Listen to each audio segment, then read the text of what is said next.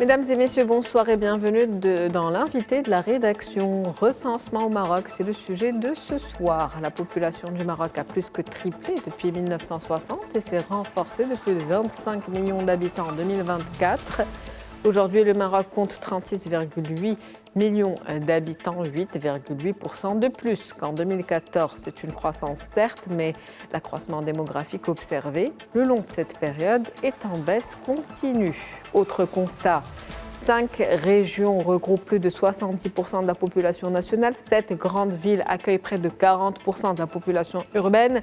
Le nombre de ménages, lui, a augmenté, mais la taille des ménages se réduit. On va justement en parler de ces chiffres ce soir avec Monsieur Mehdi Liwa. Vous êtes sociologue et doyen de l'UIR de Rabat. C'est un plaisir de vous avoir avec nous. Merci beaucoup pour l'invitation. Alors, nous allons parler de ce chiffre, donc du taux d'accroissement démographique qui a diminué entre 2014 et 2024. On était à 1,25 entre 2004 et 2014, maintenant 0,8%, donc entre 2014 et 2024. Comment expliquer cette baisse du taux d'accroissement et comment cela va impacter la situation démographique du Maroc à l'avenir? Alors, c'est une baisse continue. C'est vrai qu'elle s'est vraiment accélérée dans les années 2000, donc on l'a bien pressenti, donc c'était attendu à peu près, on ne peut jamais savoir précisément. D'ailleurs, le HCP avait tablé sur une baisse un peu plus faible, et donc il avait prédit 37 et quelques millions. Donc on est ou presque 38 millions à ce moment-là, mais finalement la baisse a été plus forte que prévu, mais c'est rien du tout. Ça peut paraître beaucoup, mais en fait sur 10 ans, c'est simplement qu'on fait de moins en moins d'enfants. C'est révélateur justement donc d'un phénomène, je suppose. Totalement, totalement. Le phénomène profond, c'est le changement de la forme familiale marocaine. Et c'est des choses dont on a du mal à parler, parce que le changement de la forme familiale est lié à deux éléments. Un côté, en devenant des citoyens et des citoyennes et en bénéficiant de services publics de plus en plus de qualité, même s'il y a encore beaucoup de choses à faire, on s'est individualisé. À l'école, c'est en tant qu'individu qu'on est évalué, en tant que citoyen, lorsqu'on vote, c'est en tant qu'individu, devant la justice, etc. Et donc, on est de moins en moins dans des formes communautaires ou tribales traditionnelles, et donc la forme familiale ressemble à cette évolution, c'est-à-dire qu'elle est basée en fait sur le couple, sur la famille d'abord nucléaire qui est d'abord un noyau, c'est-à-dire le couple, puis par la suite la parentalité, c'est-à-dire les enfants. Et elle n'est plus basée seulement sur les liens intergénérationnels où faire famille, c'est être fils ou fille d'eux et mère ou père d'eux. Voilà, on est de plus en plus famille à partir du moment où on fabrique un couple, c'est-à-dire qu'on est dans une recherche, et c'est la deuxième évolution, d'une intimité. Certains seraient tentés de parler de changement de la sexualité au Maroc. En réalité, c'est ça ce qui est en jeu, puisque le mariage est un espace, on va dire, plus intime. La chambre des parents, on le voit par exemple dans les constructions, on parle de suite parentale, même dans des constructions pour la classe moyenne, on va consacrer en fait l'intimité des parents dans la maison, là où en fait on vivait il n'y a pas si longtemps avec des tantes, des oncles, même des cousins.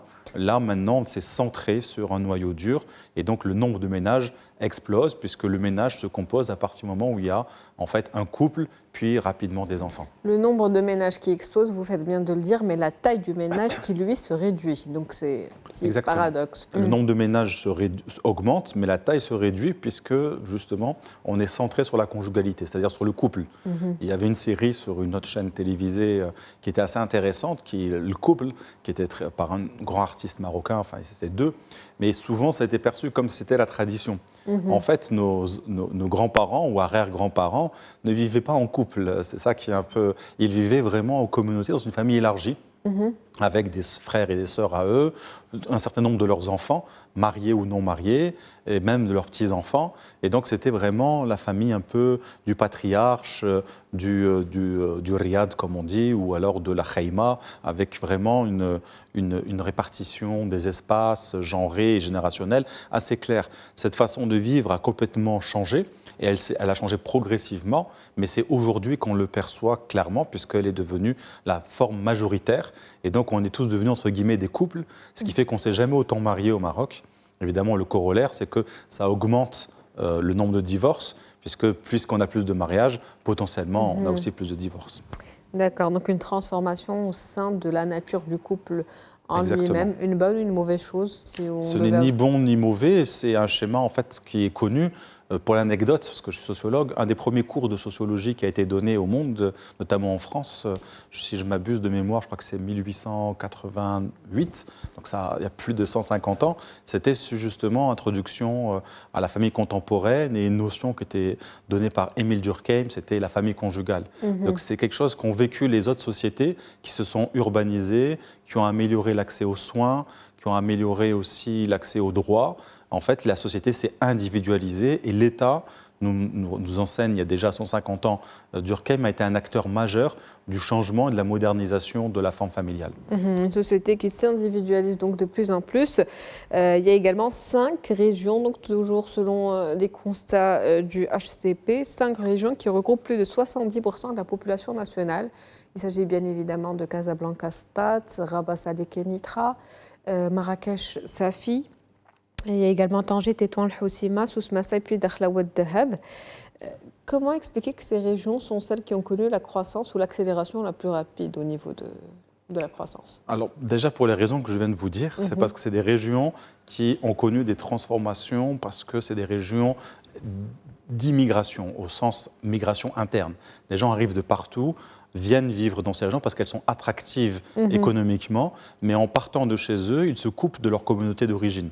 Et ils doivent refaire famille, ils doivent se réinstaller là où ils sont, et finalement, ils deviennent aussi un peu des individus un peu plus libres, et il y a un dynamisme qui émerge, parfois avec des effets négatifs, pas toujours positifs, mais en tout cas, ça augmente par exemple la consommation, des nouveaux besoins émergent pour les ménages, on se marie entre origines très différentes, ce qui n'était pas le cas pendant très longtemps. Il y avait peu de mariages, le Maroc était très endogame, même on épousait des fois son cousin ou sa cousine. C'est des choses aujourd'hui qu'on ne voit pratiquement plus, alors que c'était presque la norme dans beaucoup de communautés. Donc on a une explosion comme ça des villes, de la migration interne, et puis en fait le dynamisme appelle le dynamisme, et donc plus il y a une migration parce qu'il y a des richesses, il y a des opportunités, plus il y a des transformations, plus il y a de transformations, ça attire d'autres personnes qui veulent aussi changer leur mode de vie, et ça crée de nouvelles opportunités, ainsi de suite. Et puis parallèlement à cela, il y a aussi l'urbanisation, donc de plus en plus urbanisée. On parle d'un taux de 62%, 2% de plus que la dernière décennie. Complètement. Et donc ça va en phase avec cette transformation dont vous parlez aujourd'hui. Les régions que vous citez, c'est des régions, en fait, leur croissement il est essentiellement dû à l'accroissement urbain. Donc on a aussi l'accroissement rural, mais il est beaucoup moins important dans les régions très rurales, justement. C'est des régions où il y a peu d'accroissement de population. Mais comment équilibrer cette urbanisation entre le rural et c'est très difficile, puisque là, c'est ce qu'il faut mettre en place, c'est des politiques incitatives. Il faut créer du dynamisme ailleurs, mais en fait, on ne peut pas obliger les gens, nous ne sommes pas des pions. Justement, je parlais de citoyenneté, et aussi donc son corollaire, l'individualisme. Les gens veulent faire des choix, et donc ils font des choix dans des situations données, et donc on peut essayer de bouger un peu la situation, mais est-ce que ça va changer complètement les choix des personnes? On voit bien que parfois, même quand les loyers augmentent ou que le niveau de vie se détériore, les gens restent attachés parce qu'ils pensent qu'il y a plus d'opportunités, plus d'hôpitaux, de meilleures écoles dans tel ou tel endroit. Et non seulement ils y restent, mais des nouvelles personnes y arrivent. Parfois, ça fait l'inverse. Parfois, on voit des villes qui diminuent un peu, comme Rabat. Difficile d'instaurer en tout cas un équilibre entre monde rural et urbain. Très difficile. Le monde rural est en train de s'urbaniser à une grande vitesse. Donc c'est la ville qui rattrape la campagne, en plus de l'immigration rurale vers les villes. Donc de fait, le Maroc, d'ici 20 ans, sera beaucoup plus urbain. Mais on reste quand même un pays rural. Ça fait quand même le tiers de la population. Mais ça ne restera pas comme ça dans les 20 ans à venir. Ça risque de changer d'ici les années qui viennent. Cette grande ville également qui accueille donc 40% de la population urbaine. Quels sont aujourd'hui les enjeux liés à cette concentration de la population au niveau urbain. Ils sont à la fois sociaux et écologiques, mais peut-être que c'est presque la même chose dans le monde dans lequel maintenant nous sommes avec le risque terrible du réchauffement climatique, sociaux et écologiques, parce que finalement économique, c'est le corollaire de tout ce qu'on est capable d'avoir comme service social dans cette ville et la question de l'air, la question de l'habitat, la question de la pollution, la question de la santé. Finalement, la santé doit être perçue comme quelque chose de global, c'est ce qui se fait ailleurs. Ce n'est pas juste un médecin de ville qui va ausculter une personne. L'air que l'on respire, l'eau que l'on boit, le gaz que l'on utilise, le bota, qui en fait nous empoisonne, en fait, on ne le sait pas, mais quand on cuisine dans une petite cuisine d'un petit appartement sur la boîte à gaz, en fait, on respire beaucoup plus de CO2 qu'il n'en devrait, et ça augmente l'asthme des enfants, ça augmente la mortalité, etc. Bien sûr, les voitures, bien sûr, les usines, etc. Donc, il y a tous ces enjeux, et en même temps, le Maroc a besoin de se développer pour accueillir tous, et donc construire des nouvelles maisons, construire des nouvelles routes, avoir de l'énergie pas chère.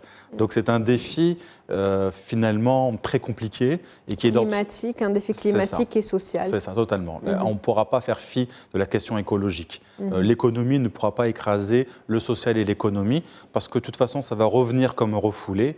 Et si on a trop de décès ou de gens en mauvaise santé, ça touche l'économie. Et puis si on a trop de troubles sociaux liés à de la pauvreté, on aura des conflits sociaux et ça touchera l'économie, voire des conflits politiques.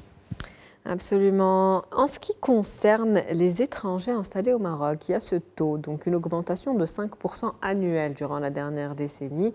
Qu'est-ce que ça révèle de l'attractivité du Maroc et de son rayonnement à l'international également ?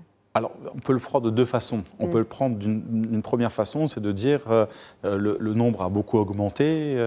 On est pratiquement à 70% d'augmentation sur ces 10 ans, une fois qu'on cumule les pourcentages.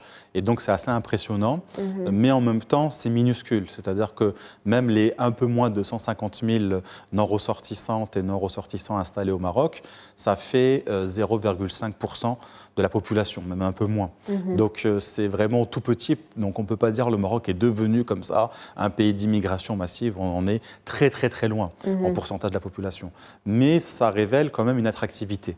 Mais en même temps, on pourrait dire, vu toute l'attractivité du Maroc, vu tout le dynamisme, il devrait y avoir plus de personnes. Ça révèle aussi que s'il y a moins de gens qui viennent au Maroc alors qu'ils pourraient être tentés de venir, c'est parce que finalement, il n'y a pas assez d'emplois non plus pour tout le monde. Les gens le savent bien, donc des gens viennent tenter leur chance ici et ils viennent tenter leur chance dans certaines niches d'emploi. Bien sûr, il y a des gens qui se trompent et qui restent un peu coincés, d'autres qui espéraient passer en Europe et qui n'y arrivent pas. Mais finalement, ce qu'on a augmenté, c'est le nombre d'étudiants, c'est le nombre de cadres moyens ou alors dans des métiers plutôt des catégories ouvriers employés très spécifiques dans certains secteurs, de la pêche, dans les provinces du Sud ou des call centers, etc. Donc ça révèle en fait une société dynamique, mais que si elle était plus, il y aurait encore plus d'immigrés.